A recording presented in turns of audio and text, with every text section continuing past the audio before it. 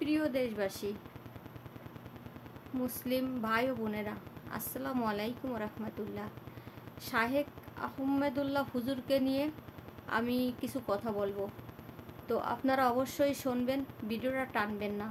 ভিডিওটি না টেনে সম্পূর্ণ দেখার অনুরোধ করতেছি। লাইক লাগবে না, কমেন্ট করা লাগবে না, ফলো দেওয়া লাগবে না, শুধু একটু শেয়ার করেন। কারণ মানুষ মুসলমান হয়ে আর একটা মুসলমানের উপকার করা উচিত। মানুষের উপকার করতে পারি আর না করি, নিজের ধারায় কখনো ক্ষতি হোক সেটা কেউ কখনো চাবেন না, ইনশাআল্লাহ। তো আজকে কথা হচ্ছে কি, শাহেক আহমদুল্লাহ হুজুর সৌদি আরবে 10টি বছর ইমামতি করে গেছেন, আলহামদুলিল্লাহ। আমি সাবিনা উমরা হজ করেছি, আলহামদুলিল্লাহ। 60টি বছর তালিমের সঙ্গে, মাদ্রাসার সঙ্গে, আরবিয়ানদের মাদ্রাসার সঙ্গে, তালিমের সঙ্গে যুক্ত আছি, আলহামদুলিল্লাহ। তো আমি যে কোনো কিছু বুঝি না বা কোনো কিছু জানি না বা আরবি ভাষা বুঝি না, সেটা কিন্তু না। আর আহমেদ হুজুর, শাহেক আহমদুল্লাহ হুজুরের কথা তো সবাই শুনেছেন। আনাসি কানাসি, বিধর্মীর লোকেরা, ধর্মের লোকেরা, মুসলিম লোকেরা, ইমানদাররা, বেঈমানরা, কাফেররা, সমস্ত মুশরিক যাদের ইমান নাই, সব মানুষ শোনে, আলহামদুলিল্লাহ, সবাই কম বেশি শোনে। তো শুনে তো আপনারা বোঝেন যে সে কম সাক্ষ্য প্রমাণ বা কম জ্ঞানী ব্যক্তি না। সে মাশাআল্লাহ যথেষ্ট সাক্ষ্য প্রমাণ তার কাছে আছে। সে কুরআন হাদিস থেকে বলে, তার কাছে জ্ঞান আছে। আর সেই কতটুকু কথাগুলো সত্য, সেই সত্যকে প্রমাণ করার জন্যে আমি আমার কথা দিছিলাম যে আমি আমার ম্যাডামকে, অবশ্যই আমার ম্যাডামের আমি এই কথা বলেছি। আমার ম্যাডাম বলছে কি, আমি তোকে এই কথা বলবো। নবীজি 40 বছর বয়সে নবুয়াত পার পরে নবী হয়েছেন। এর আগেতে নবীজি নবী ছিলেন না, কিন্তু হ্যাঁ, আর সাইটটা যে আসমানি কিতাব আছে, এই 4টা কিতাবের ভিতরে শেষ কিতাব তো আমাদের আল কুরআন। তো 3টা কিতাবের ভিতরে নবীর উল্লেখ আছে। তো আমার ম্যাডাম কি কথাগুলো বলেছে, আপনারা সে কথাগুলো শোনেন।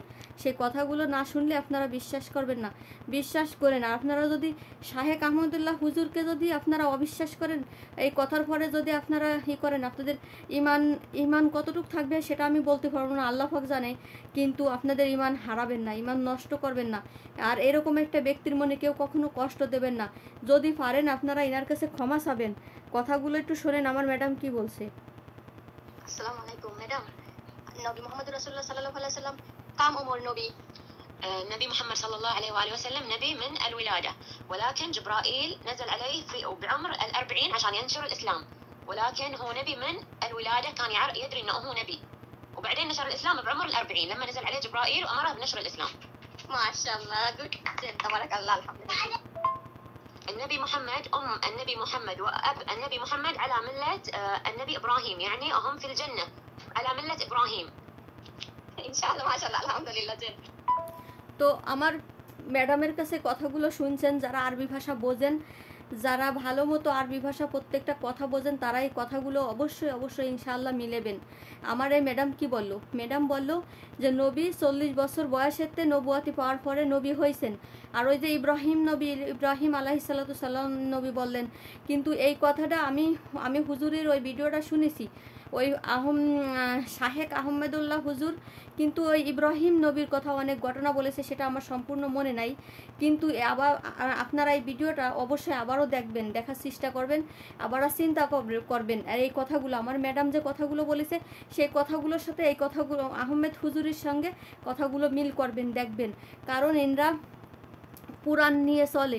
আমরা বাংলা ভাষায় একটা বই পড়লে যেমন সব জায়গায় আমাদের ফিরাই মুখস্থ হয়, বা বাংলা দেখলে আমাদের সব সচরাচর আমরা সব কিছু বাংলা বইটা আমরা বেশি জানি, বেশি বুঝি। আর অন্য বই, ইংলিশ বই আর আরবি বই আমরা অতটা বুঝি না।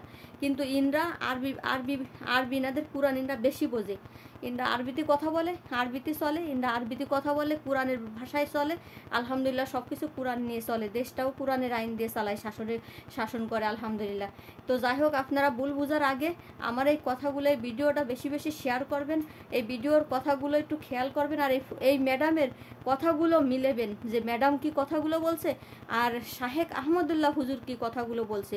যদি এই কথাগুলো, যদি শাহেক আহমদুল্লাহ হুজুরের কথার সাথে আমার ম্যাডামের কথার সাথে মিল হয়, তা অবশ্যই অবশ্যই আপনারা এর একটা বিহিত করবেন যে মিথ্যা অপবাদ দিয়ে মিথ্যা হয়রানি করে মানুষই একের পরে এক এরকম করে পার পেয়ে যান, দুঃসাহস পায় কী করে।